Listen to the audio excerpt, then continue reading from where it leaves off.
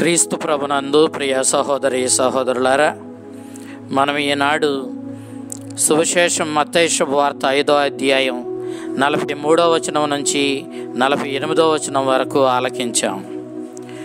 మత్తయి సువార్తలో 5వ అధ్యాయంలో ఇప్పటి వరకు ప్రభువు ప్రేమను పాటించాలని, దానిని మోషే ధర్మశాస్త్రము, ప్రవక్తల ప్రవచనాలు, వాళ్ళ రచనలు కూడా మనకు వెల్లడి చేస్తున్నాయని, మోషే ధర్మశాస్త్రం యొక్క ముఖ్య ఉద్దేశము, ప్రవక్తల రచనల యొక్క ముఖ్య భావము ప్రేమను పాటించడమేనని తెలియచేస్తూ ఉన్నాడు. యూదులకు ప్రాముఖ్యంగా చెప్పబడిన నియమాన్ని మనం చూచినప్పుడు, నీ వారిని నీవు ప్రేమించు, నీ శత్రువులను ద్వేషించు, నీ పరాయి వారిని ద్వేషించు అని శాసనం చేయబడినట్లుగా మనం చూస్తాం. నిర్గమకాండం 34వ అధ్యాయం 12వ వచనం మనం చూసినప్పుడు, మీరు ప్రవేశించే దేశ ప్రజలతో పొత్తు పెట్టుకోకూడదని ప్రభువు చెబుతూ ఉన్నాడు. ద్వితీయోపదేశకాండం 7వ అధ్యాయం 2వ వచనం, 20వ అధ్యాయం 16వ వచనం, 23వ అధ్యాయం 3వ వచనం, 6వ వచనం మనం చూసినప్పుడు, జాతులతో ఒడంబడిక చేసుకోవద్దని, పరాయి వారితో మీరు ఎలాంటి ఒడంబడికలోనికి వెళ్ళవద్దని చెప్పినట్లుగా మనం చూస్తూ ఉన్నాం. 137వ కీర్తన 7వ వచనం నుంచి 9వ వచనం వరకు మనం చూసినప్పుడు, బబిలోనీయులు మిమ్మల్ని ఎంతగానో వేధించారు, కాబట్టి ఓ యోధ ప్రజలారా మీరు వారిపై పగ తీర్చుకోండి అంటూ చెప్పినట్లుగా మనం చూస్తున్నాం. 139వ కీర్తన 19వ వచనం నుంచి 24వ వచనం మనం చూసినప్పుడు, దుష్టులను అంతం చేయమని చెబుతున్నట్లుగా మనం చూస్తూ ఉన్నాం. ఈ అంశాలను మనం పరిశీలించినప్పుడు వీటి భావం ఒకటే, నీ పరాయి వాడిని ద్వేషించు, నీ సొంత వారిని ప్రేమించు అనే భావాన్ని మనం ఇక్కడ గమనిస్తూ ఉన్నాం. తీరా క్రీస్తు దగ్గరకు వచ్చేసరికి క్రీస్తు సందేశం వేరుగా ఉంది. క్రీస్తు ఏమన్నాడంటే, నీ శత్రువులను కూడా ప్రేమించమన్నాడు. అసలు నీ పొరుగువాడికి శత్రువుకి మధ్య ఎలాంటి వ్యత్యాసమో లేదన్నాడు. ప్రేమించే విషయానికి వచ్చేసరికి ఇద్దరూ సమానంగానే చూడబడాలని క్రీస్తు చెప్పాడు. దేవుని ప్రేమ పొందేవారు అదే ప్రేమను ఇతరులకు పంచాలి. ఇతరుల మేలు కోరడం అంటే వారిని ప్రేమించి వారిని దేవుని కుటుంబంలో సభ్యులుగా స్వీకరించడమే ఇతరులను ప్రేమించడం అంటే. అసలు ప్రేమ అంటే ఇతరులకు మేలు చెయ్యడమే. ఎవరికి మేలు చెయ్యాలి? నీ పొరుగు వారిక, నీ అయిన వారిక, లేక నిన్ను ద్వేషించే నీ శత్రువులక? ప్రేమ పంచడం అంటూ మొదలైతే ఇక అవతలి వాడు నీవాడైనా పరాయి వాడైనా తన మన భేదం లేకుండా అందరికీ ప్రేమను పంచుతూ అందరికీ మేలు చేయడమే మన బాధ్యతగా మనం జీవించాలి. ఎందుకంటే పరలోకపు తండ్రి కనికరమూర్తి, ప్రేమమయుడు. కాబట్టి ఆ తండ్రి యొక్క బిడ్డలమైన మనం కూడా ఆ విధమైనటువంటి ప్రేమను, కనికరాన్ని ప్రదర్శించుకుంటూ జీవించాలని నేటి సువిశేషం మనల్ని కోరుతూ ఉంది.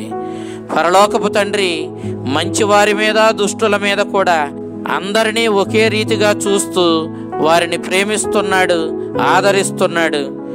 ఆ విధంగానే మీరు కూడా మీ శత్రువులను, మీ మిత్రులను అందరినీ ఒకే రీతిగా ప్రేమించాలి. మంచివారు చెడ్డవారనే భేదం లేకుండా అందరిపై మీ ప్రేమను ప్రదర్శిస్తూ అందరినీ క్షమించే గుణంతో మీరు జీవించాలి. కంటికి కన్ను, పంటికి పన్ను, ప్రాణానికి ప్రాణం, శాసనానికి పూర్తిగా కాలం చెల్లింది. మేము ప్రేమించు వారిని మాత్రమే మీరు ప్రేమించినట్లయితే దానిలో గొప్పతనం ఏముంది? పాపులు కూడా, దుర్మార్గులు కూడా, దొంగలు కూడా తమ వారిని వారు ప్రేమతో ఆదరిస్తారు కదా. ఇక మన ప్రత్యేకత ఏముంది? కాబట్టి మనము ప్రేమించే సమయంలో మనవాడు పరాయివాడు అని చూడకుండా, మన స్నేహితుడని శత్రువని చూడకుండా అందరిపై ప్రేమను ప్రదర్శించే వ్యక్తిగా, మంచి సమరీయునిగా మనము జీవించాలి.